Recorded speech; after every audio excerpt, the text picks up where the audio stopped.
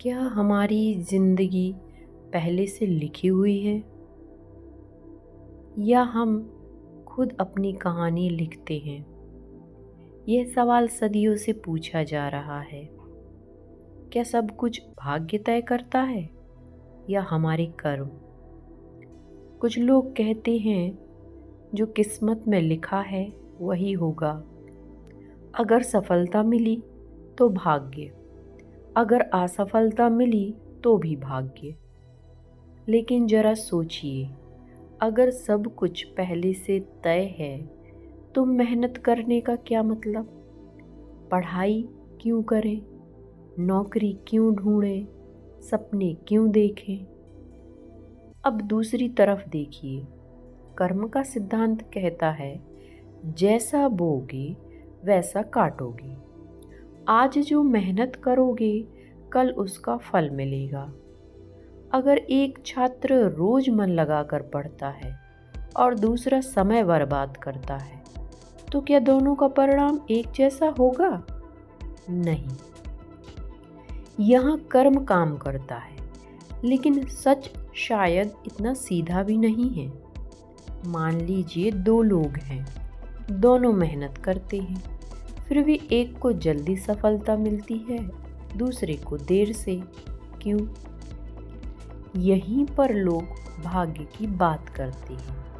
हो सकता है भाग्य हमें शुरुआत की स्थिति देता हो, किस घर में जन्म लेंगे, कौन से हालात मिलेंगे, कौन से मौके सामने आएंगे, लेकिन उन मौक़ों का क्या करना है यह हमारे कर्म तय करते हैं। भाग्य आपको एक बीज दे सकता है, लेकिन उसे पेड़ बनाना, पानी देना, संभालना, तूफान से बचाना, यह आपका कर्म है।